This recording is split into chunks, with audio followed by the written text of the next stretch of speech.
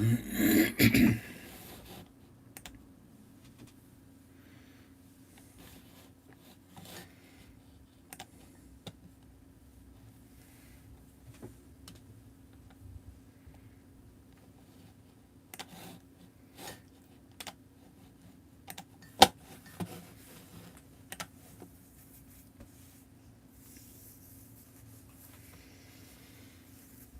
evening, one and all.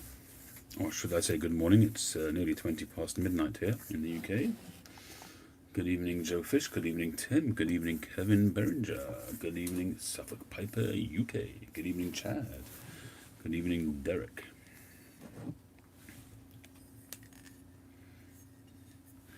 Cheers, everybody. Some coffee, courtesy of one of Art's mugs.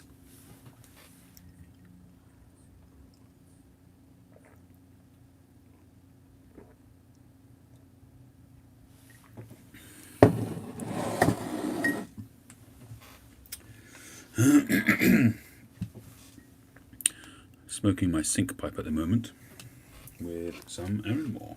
Would you believe it?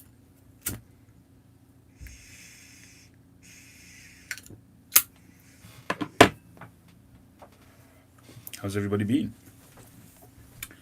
It's been a while since I've been on live, I think.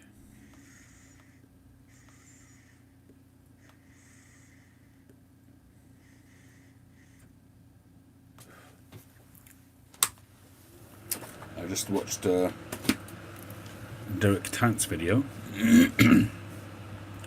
on Dunhill.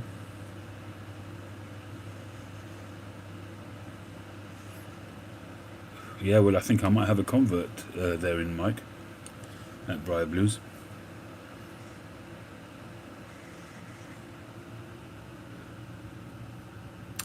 Well, he's tried the flake so far. I'm not sure if he's tried the mixture. Don't think he has. I wonder if he'll find the mixture a little bit too aromatic or not. So far, on the versions of the flake that I've smoked, I've found the mixture to be just a touch more fruity. So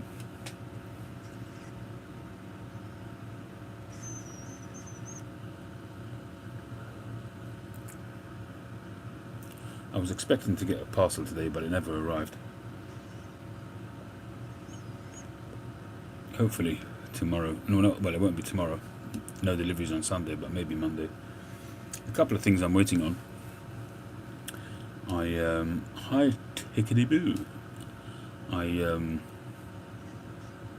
ordered an estate pipe, an estate Stanwell off Danish Pipe Shop. My purchases from their website now are few and far between. Sadly, they're not sending any tobacco overseas anymore, even in the EU. Hi Josh. So I rarely buy from them anymore. One of the things I used to buy from them also was the Pipe and Tobacco whatever it's called, Pipe and Tobacco magazine, which now is sadly again another institution, a tobacconista institution that has gone by the wayside. Incidentally, if anybody's got any old copies that they want to send away, I'll be glad to receive. I just really enjoy reading them, and I only discovered the magazine really late on. I've got maybe 7 or 8 of the magazines.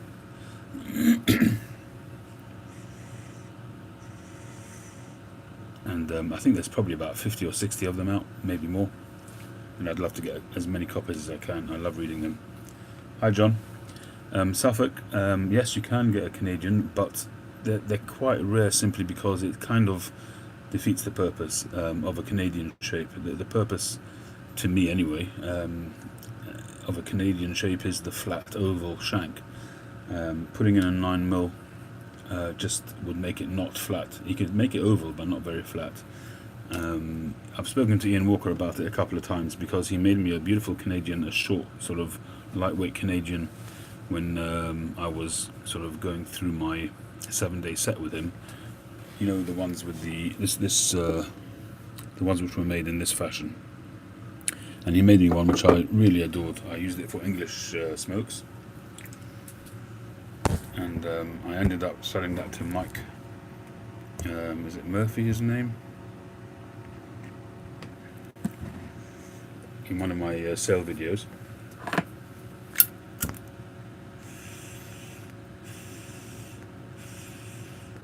So I asked him, hi Tree, so I asked him if he can make me one in 9mm, would there be any point? And he said, yeah, sure, no problem. Just be aware that the shank will be thicker. But it may sort of kind of defeat the purpose, that's all. You're going to end up really with a billiard with a slightly oval shank. That's the bottom line. I don't have any Ronaldo pipes, no. In actual fact, I've been looking through. Yeah, 6mm I can understand because it's not quite as bad. But I don't do the 6mm. I don't. If I would, if the balsa filters would work for me, I would have a shed load of Savinelli pipes, but they don't. And I know you can get 6mm charcoal filters, but they're not that easy to come by. I don't think you can buy them in bulk, and so it's quite expensive. So I've really just stuck to 9mm.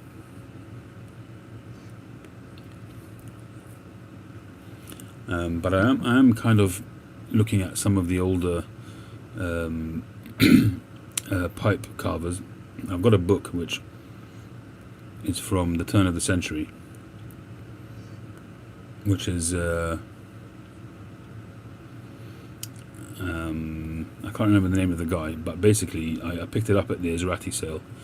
The guy who wrote it actually sent a copy to Moti Esrati and signed it, and it was because Moti Esrati is actually in the book. He's featured as one of the carvers, although he didn't carve pipes himself, but he owned James Upshall Pipes for a while. So I guess that's why he sent it to him.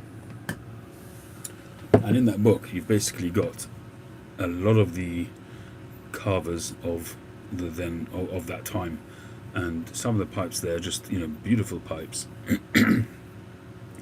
And by now, a lot of those pipes will be estate pipes, and if you can find them, they may well end up being a reasonable price. Some of them are silly money. Some of the real, those who have, you see the pictures of people like Tom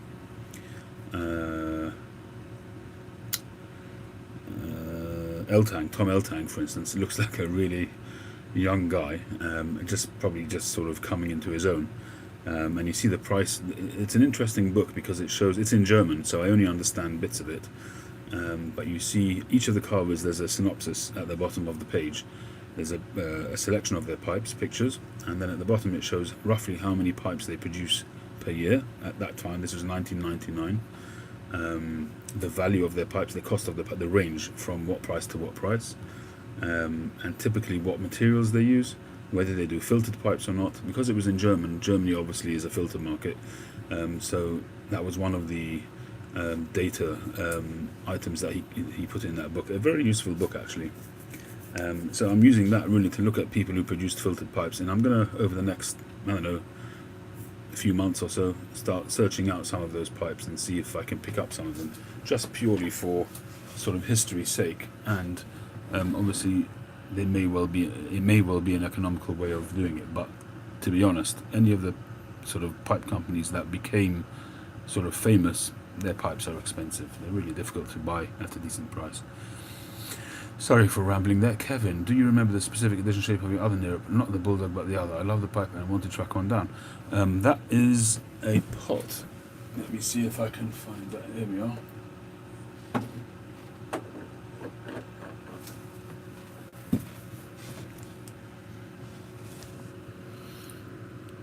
That's the other Nero, the pot.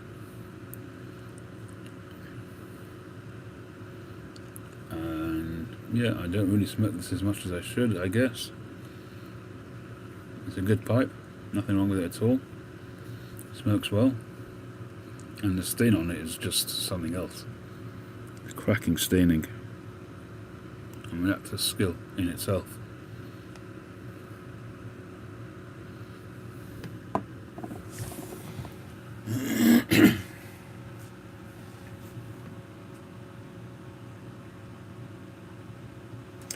B&M is bricks and mortar. In other words, a physical shop made out of bricks and mortar, as opposed to an internet website. So they're talking about your actual shop on your high street. So if you go into a brick and mortar, it means you're popping into a tobacconist.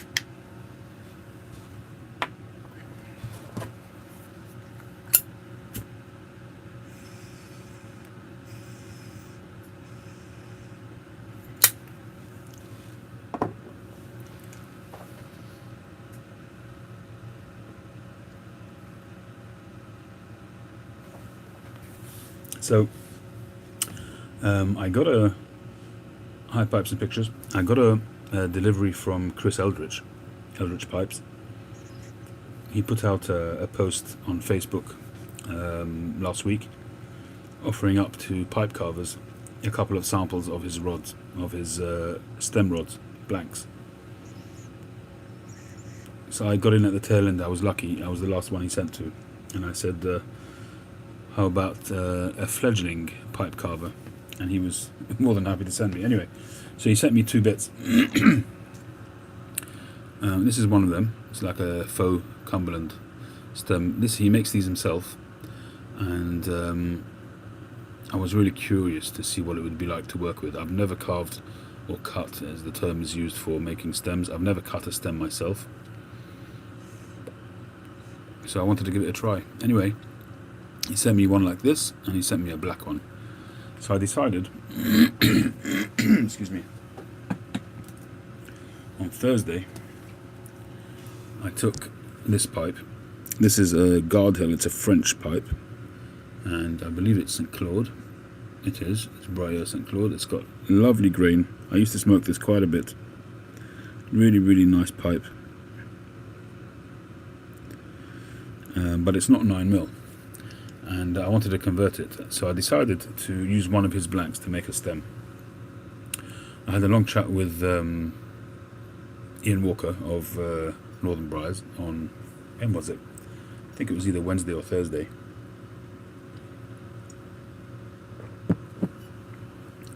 And he gave me the bare bones basics. And the one thing which I didn't do was really what made quite a difference to the result. I'll show you what I did in a minute.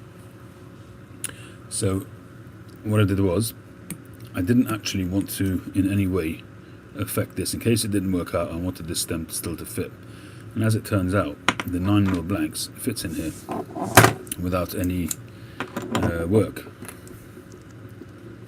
Okay, it's a little bit loose. Actually, that works. It makes it a nice little stubby. That's quite cool. Anyway, let me see if I can put a slightly longer one in and see what it's like. Good night, Suffolk. All the best. It's a little bit loose.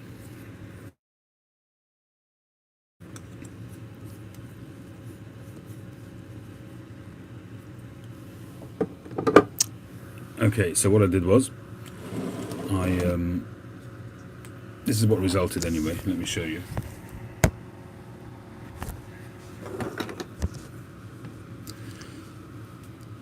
So I've had to resand it, and I'll explain that in a minute. Hi, David. So first what I did was I shaped the stem, and I think I did a pretty reasonable job, considering that it's my first ever stem. Hi, Cal Delta.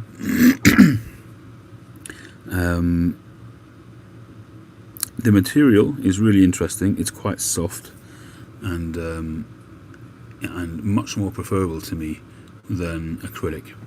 I haven't yet done any other stems, so I don't know what acrylic's like, and I'm a bit nervous of turning acrylic on the lathe without an extremely I'd have to get a really sharp turning tool to do that. I mean, I do have, but it's so brittle, and I'm just scared I'm going to wreck the sharp edge of my chisels. The problem with it is that the acrylic stems that I've got, the blanks that I've got, are square and they're not round, and so therefore you're really jutting into hard edges till it becomes a round shape.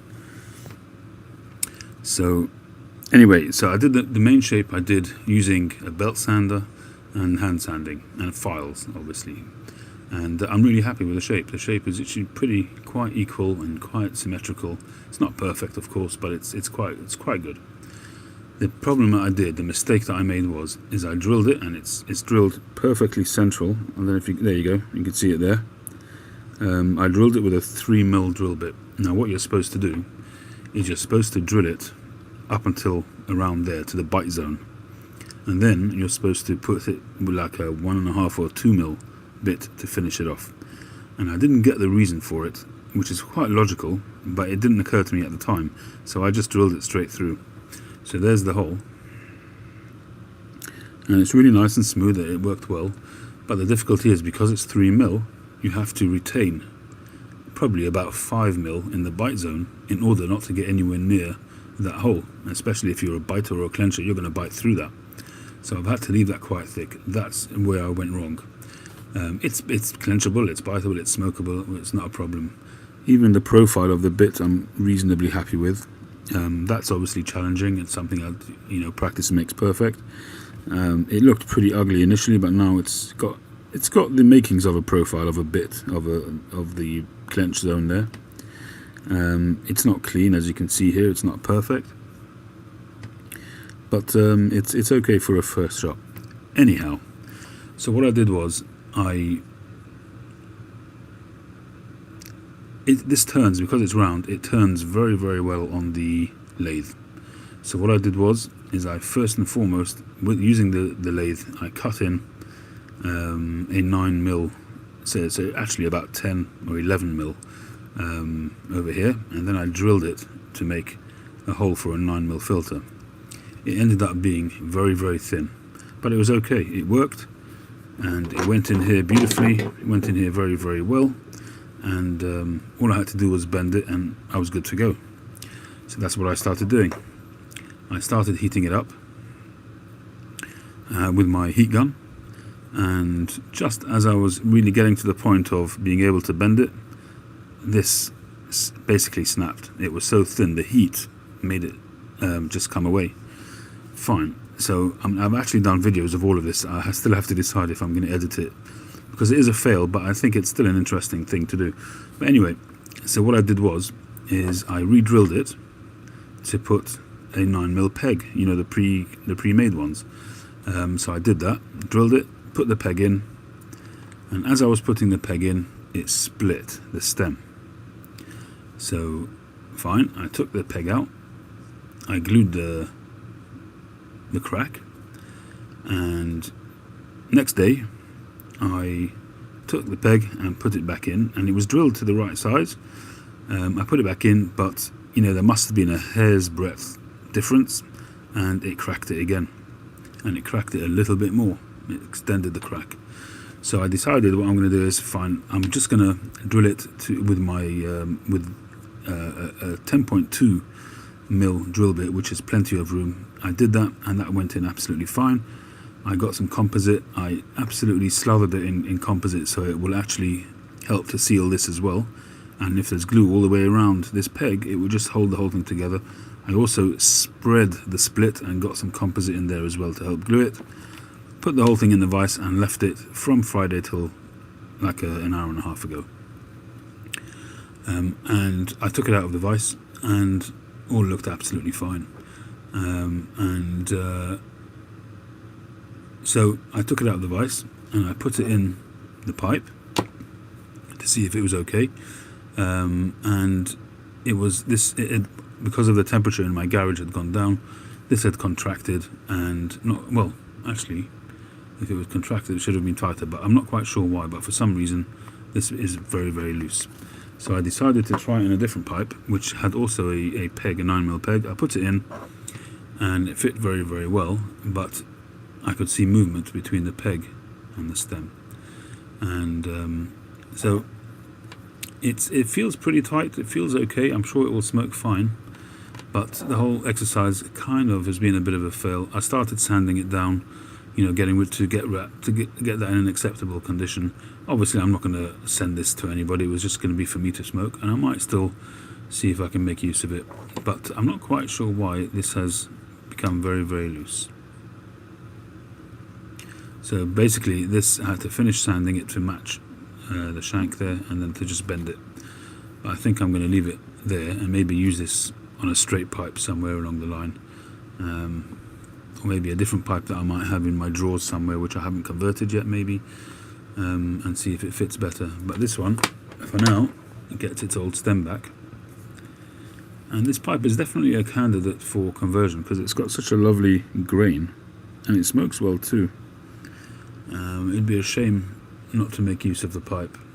Yeah, I could end up selling it or whatever, but I actually like this pipe, and that was the reason, that was my motivation for trying to get it back into serviceable action. But so far it hasn't worked. I suppose I could leave it in my drawer, and when I've got more experience under my belt I might be able to do a more successful job.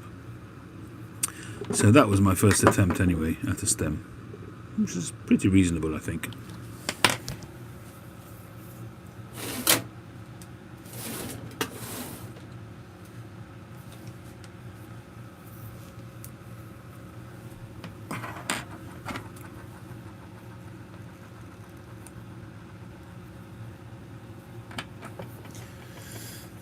That was that.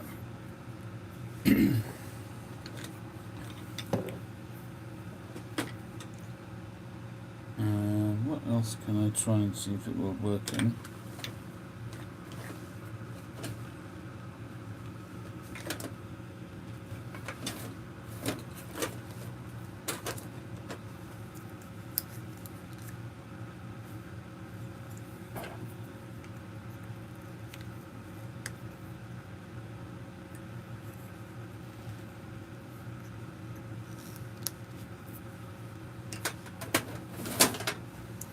I mean, this pipe is a candidate for conversion as well.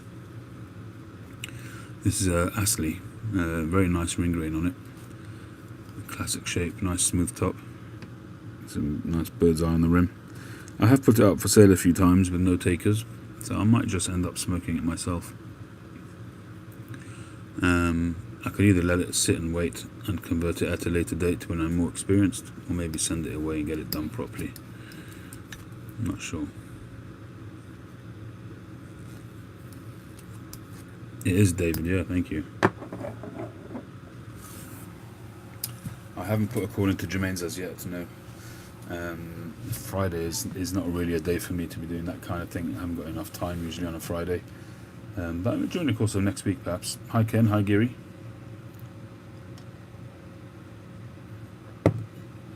So did any of you watch the video? The comparison of the 1820 and Penzance? Or let me put it this way, have any of you smoked the 1820 flake and Penzance, and what do you think?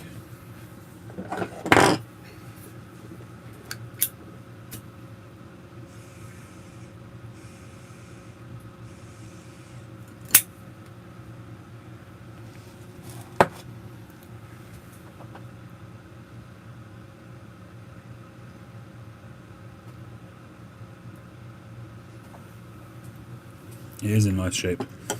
I haven't always been a fan of Dublins, not because of the aesthetics, but because I've always found that because it gets narrow at the bottom, it tends to get hotter because there's less briar there as it gets down the bowl. But this one's meaty enough for that not to be an issue, I think.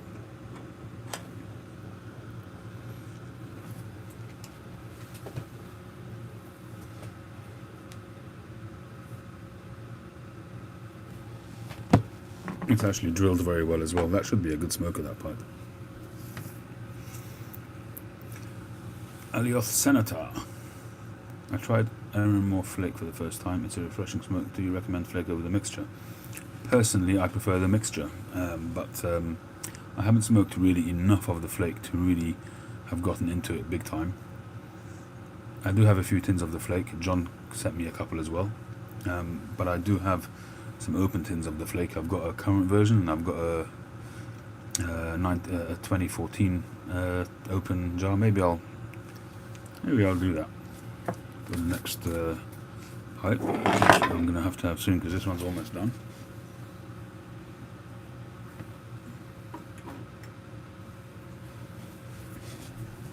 Right, so this is the 2018 version, so that's fairly current.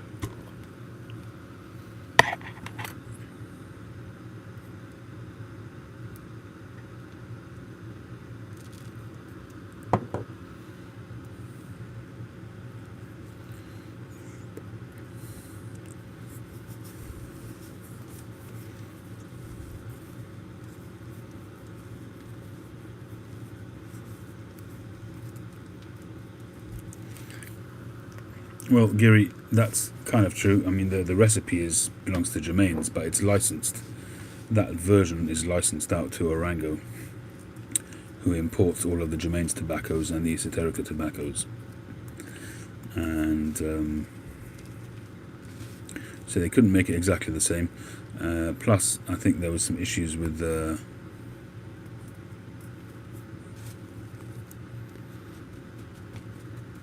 some of the ingredients. Hi, Rustic. No, apparently not. The 1820 mixture I have not tried, but apparently they're very different. And if it would have been the same, I think we would have known about it, because the idea of the 1820 flake is that it's the same as Penzance, or near on the same. So I think we would have known that if that was the case.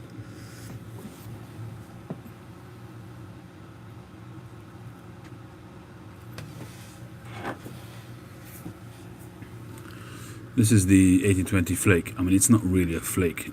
It's kind of got, when you take it out of the bag, it's got a very vague shape of a flake, but just like Penzance, it's just very, very brittle, and it breaks up to nothing.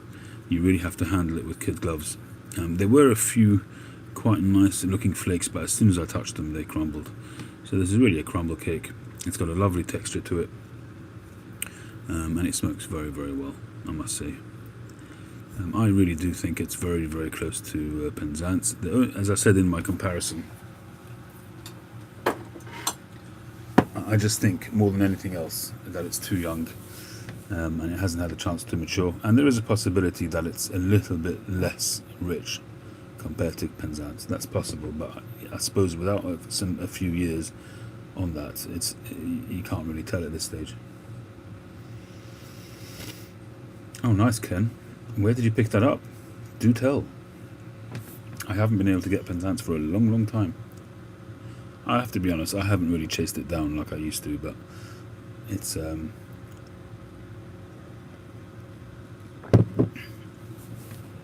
no, I haven't seen that. Covered with cartoons. No, I haven't seen that. $150. Well, it's not too bad, but it's still, compared to if you're buying it retail for, I don't know, maybe $40 usually, between $40 and $50, which if you think about it is really a bargain if you can buy it normal price. But yeah, I can understand that, Ken. I really can understand you doing that. Some people, the pipe studs, he has them fairly regularly for around that kind of money, $175. The less popular ones he has at $80 sometimes. I do go on there every day or every couple of days onto Pipe Stud just to see the stuff, just because I enjoy looking at it. I very, very rarely buy from him. I bought from him once and had him send it to somebody in America, who sent it on to me. But it's a bit cumbersome doing it that way.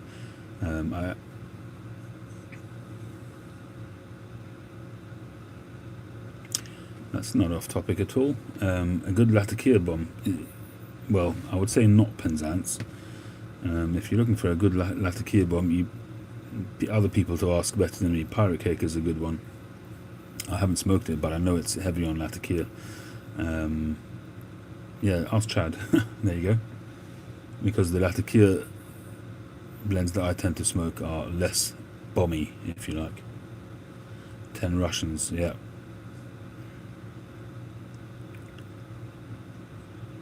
Actually, I think I've tried Commonwealth. I don't remember what it was like.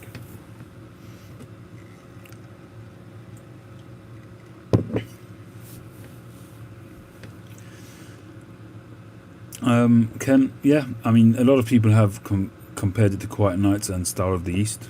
I did a 3-way shootout of that a long time ago, a couple of years back. It's on my channel. I did a back-to-back 3-way smoke, simultaneously. Penzance, Quiet Nights, and Star of the East. Plum Pudding is a little bit further away for me, and to be honest, I didn't find Quiet Nights or Star of the East to really be like Penzance. I do find Penzance stands on its own to a certain extent. There are similarities, of course. A Balkan blend is a Balkan blend, so it's certainly within a genre of tobacco, and they will all be quite similar. So Star of the East and those, But yes, Ken, I do find that the Penzance. Not trying to wax lyrical about it. I know that certainly when I first had it, I did wax lyrical about it. But hi, Pipehead. But Penzance is I think it stands on its own. Not necessarily saying it's better than anything else in the world, but it stands on its own as a tobacco. I'm trying to think if there's another tobacco which, not necessarily a Vulcan or a Latakia. I'm trying to think if there's another tobacco which I would say stands alone, even in its own genre, but stands alone for its quality.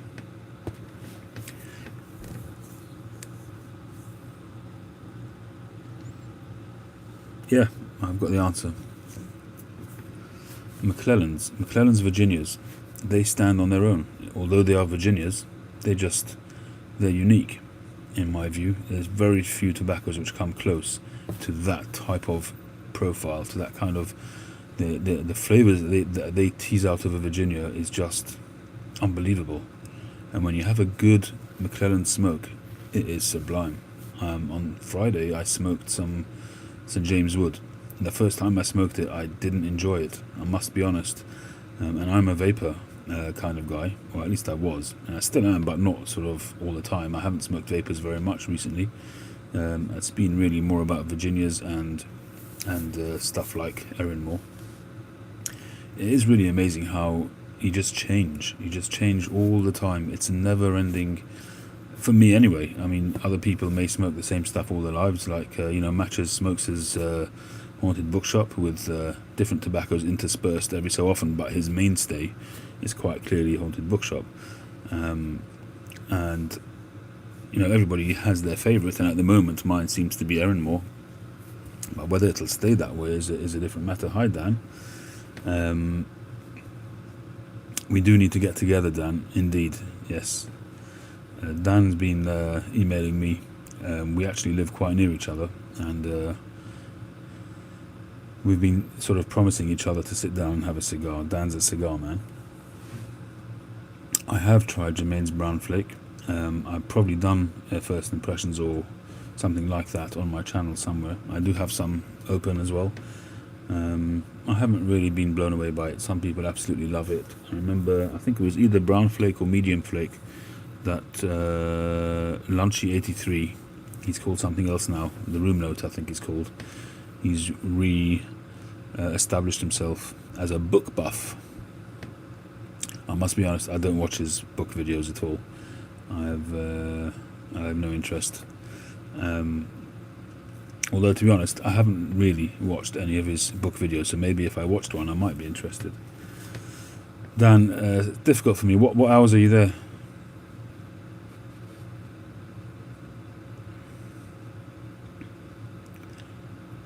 Because 12 to 5, very difficult, because Sundays, especially Sunday afternoons, are really, unless I'm working, they're not mine. My Sunday afternoons are away to my kids. It's a family day, and that's how it's always been. And unless I've got a job on, it's dedicated to the kids, really, Sunday. Unless, exceptional circumstances. So, for instance, the Nottingham Pipe Show, my kids and my family understood it, and that was that.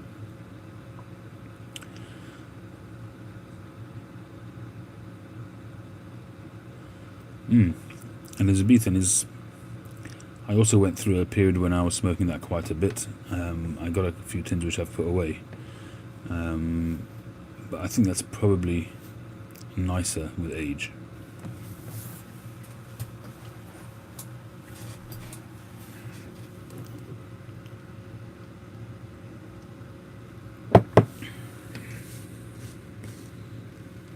Yeah, it's almost there. Yeah, sure you can. Yeah, absolutely. Please do, Dan.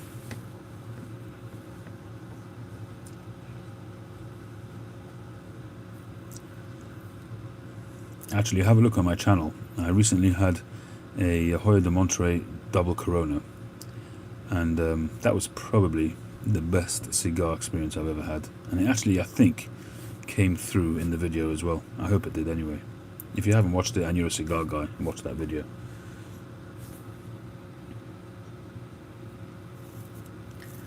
Dunhill Flake is very nice. What I would suggest, open the tin, unless you're looking to age it for like 10 years, but if you're looking to smoke it within the next couple of years, open the tin, put it in an airtight jar, not just in an airtight plastic container. Put it in a proper mason jar and leave it for a year, 18 months.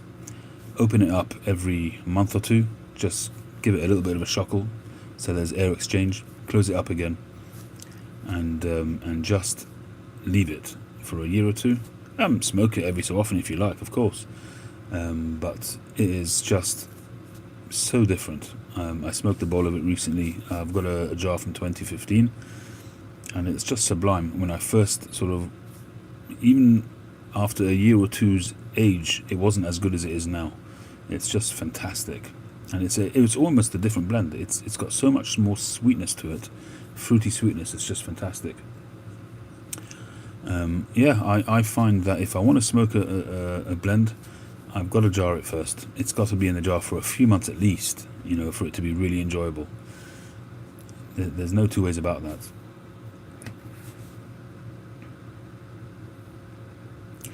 Yeah, the double Corona, you have to be lucky on those, because they aren't always very well rolled. It's a big cigar. I have had some which are really, really tight.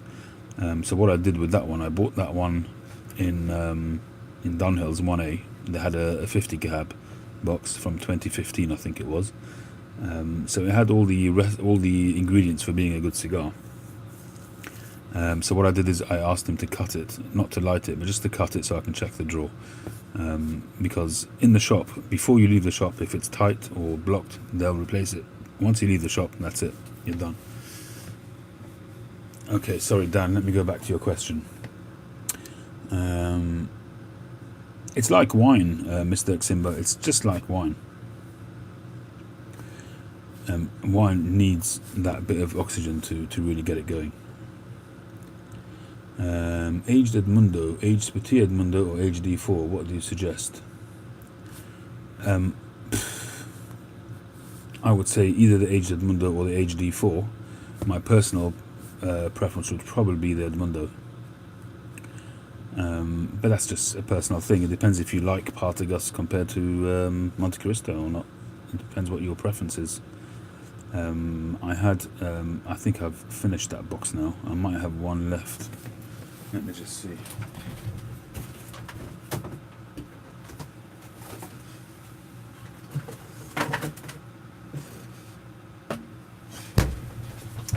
So I think I've mostly converted this to just singles, I think mostly in this box now. So these are Edmundos from 2011. And sadly, I think they're all gone. I might have one left if I'm lucky. So these are all singles now. I don't even think I've got one. These are all kind of special cigars. So here you've got a Monte Cristo from 2006, limited edition. This one's just a P2, Partagas, nothing special about that. Here we have a Royal Robusto from H. Upmann. Diplomaticos from Canada. H. Upmann Limited 2012. 2009.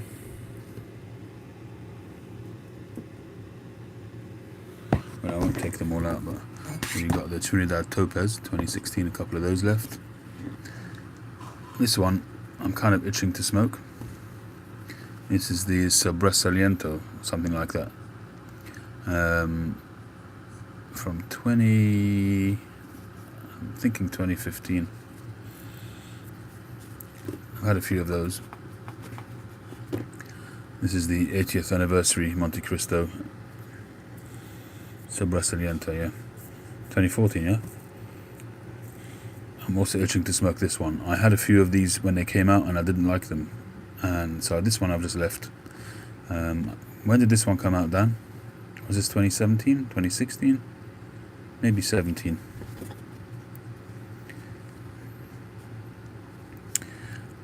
This is the Mag 56 from 2015. That's another one. This is I think this is called the Duke, 2009 Romeo and Juliet. They all smell great. And this, sadly, is my last La Gloria Cubana in Mensos from 2012. This is a nice cigar, but it's my very last one. The Sobresalientes was a very smooth, I don't know what it's going to be like now, but it was very smooth. It's why I enjoyed it at the time. It wasn't spicy or anything like that.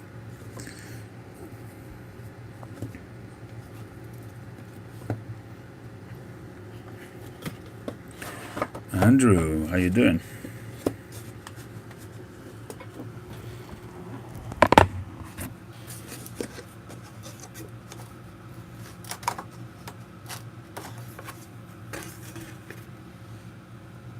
Yeah, the Reyes is exactly that. The Reyes is a great short smoke.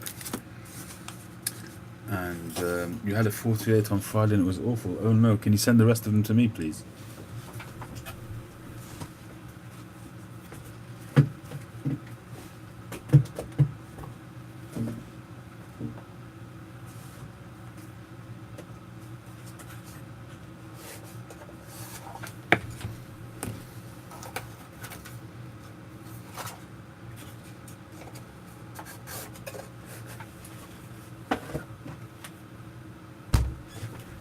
The Mag 48 was, at one stage, was my holy grail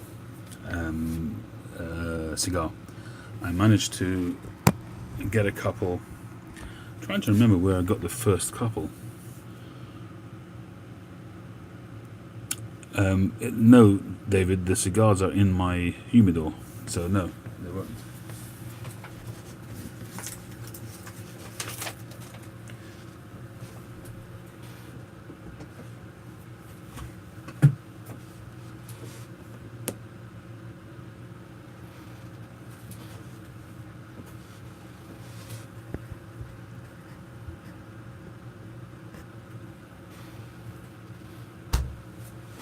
Obviously, you have to keep them in a place which is correctly humidified, and you've got to have a humidor in which to keep all your boxes or singles.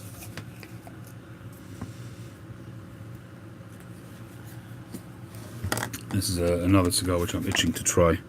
This is a KSA, which is the Kingdom of Saudi Arabia. These are Cuban cigars which are rolled exclusively for one of the princes in Saudi Arabia. So I'm told. And this was sent to me by a guy who gets them from a guy who has a friend who works in that. There is basically a cigar lounge in Saudi Arabia, which this guy obviously has contacts. So it's a friend of a friend of a friend, basically. And we got in touch, and he was a guy who was interested in pipe smoking. I started him up with a pipe and some tobacco, and he sent me some cigars, and this was one of them. And he keeps asking me, he's desperate for me to do a video on it, and he keeps asking me to do it, and I'm just, it's the only one I've got, and it's the only one I'm ever likely to have. So, I don't know. It smells pretty good, but I reckon it needs age, because it's got quite a dark wrapper. It looks like almost a Maduro color wrapper, and they claim that they're exclusive and that they're really, probably rolled possibly in La Guita. I don't know if it is or not, but if it is, then it will need time, like any Cohiba, which is rolled in El La Guita, that needs minimum 5 years.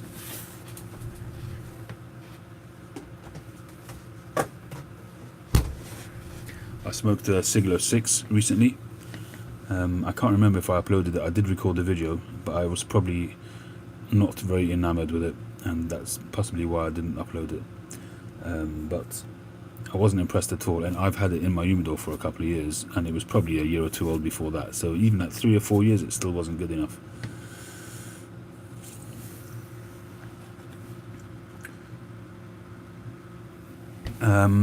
Then it's very difficult when you're selecting an aged box. It's very hard because you've got to judge by your eye. You're not going to get to be able to smoke it. Are you talking about seeing it online? Do you get to see it beforehand? Can you see it? Can you touch it? Are you talking about buying it from sorters, for instance? What's the situation, Dan? Give me a little bit of context. Seeing it in person. Well, if they're going to let you hold it and touch it, the first thing, you're going to Geneva. Cool. Ooh. Ooh. Perhaps you can bring something back for me too. Cohiba overrated? I wouldn't say overrated. I would say it's expensive. The cigar's a good cigar. It's not overrated. It's a great cigar. It's just I don't see why it should cost that much more. The branding is why it costs more, but in terms of the quality of the cigar, it's not overrated. It's just fussy. It just needs time. So in terms of an aged box, if you're able to see it in person, so there's a few things you want to look at. Number one, the look of the cigar. If you've smoked enough cigars, you know what your cigars should look like. And certainly Cuban cigars. If you're buying Cuban cigars, something which is... see, the thing's like this. It used to be that when you bought a cigar, say if you went to J.J. Fox's and you picked up a cigar, or Davidoff, or wherever it might be, and I'm talking about 20 years ago, 30 years ago, you picked up a cigar, the regular line cigar that you picked up in a tobacconist will have already been 10 years old. That's how it worked. In those days, people bought a shipment, not just a box. The businesses, the tobacconists, they bought a shipment. The proper cigar merchants, like J.J. Fox, they would buy a shipment of cigars and just stick it away in their basement or in their humidor or wherever it is their storage place is, and it would sit for 10 years. And then they would bring them out and sell them as standard line cigars with a regular pricing. They weren't called aged or anything like that. That was just the normal modus operandi for selling cigars. The business obviously has changed in that time, and in recent years they can't get enough, and therefore as soon as they get them, they go on the shelf. And if you're lucky that people in the shop know what they're talking about, they can tell you how old they are. I've been in, I'm not going to say which ones now, it would be unfair to do that, but I've been to some shops where they've got boxes showing 2014, 2015, but the cigars are actually from that year. So it's a bit deceptive, and sometimes if you ask, they'll say, no, the box dates are not necessarily the right dates. But you know what, the vast majority of people won't ask, and they're probably relying on that people will think that it's an aged cigar when it's not. So one of my pet peeves, if you like, is the fact that Habanos Sase in Cuba, when they get a bad yield of tobacco, they set it away for aging. Now if you get a yield of tobacco which isn't very flavorful, you get a year which has a bad crop and it's not very flavorful, it's never going to be great. You might improve it somewhat, but it's never going to be great. So my theory is that the recent Aneados range, which came out a few years back from Havana, my theory was that those cigars were set away as bad crops, and they were just left to age to at least make them smokable. And with the exception of one of the Habanos Aneados range, they were all not very good. I can't say I've had them all. There's about half a dozen of them. So I think there's a Monte Cristo Aneados, there's a H. Upmann Aneados, there's a Partagas. There is... I don't remember all of them. And the only one which I really enjoyed was the H. Upmann, which didn't feel like it was a bad cigar. So when you're buying aged cigars, you've got to be careful. A lot of times they're aged for a reason. If you think about it, why have they... unless they've sat on it... yeah, I guess, they do that as well. You just have to sort of judge it when you see them. That's the bottom line. If you get a cigar... Hang on.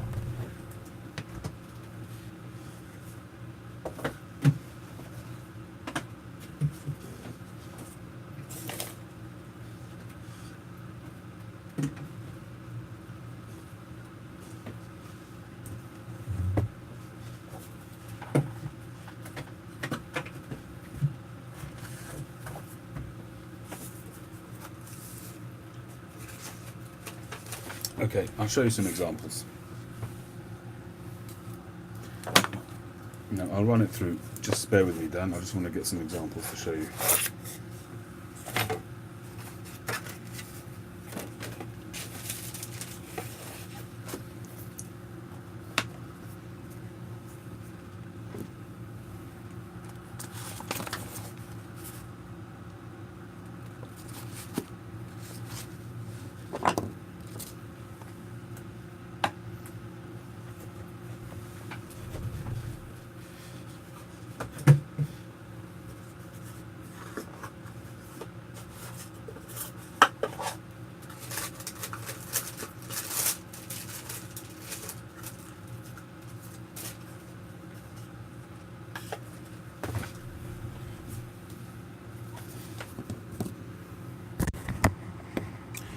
I don't know how well this is going to come out in terms of lighting.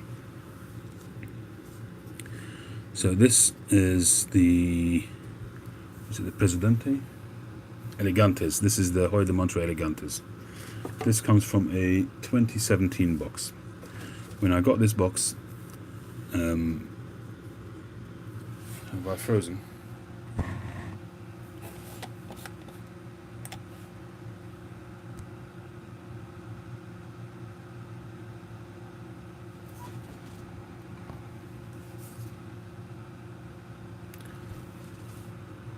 Can you hear me?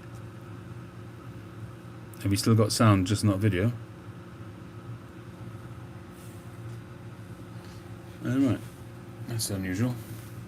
Screen frozen. How do I unfreeze it? No idea.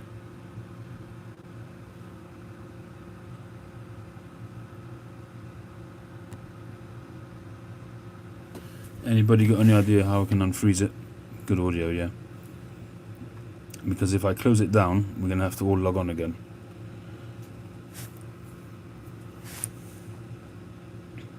So what do you reckon? I don't know how to unfreeze this. Should we restart? You guys interested in carrying on? Well, I know Dan is interested, but...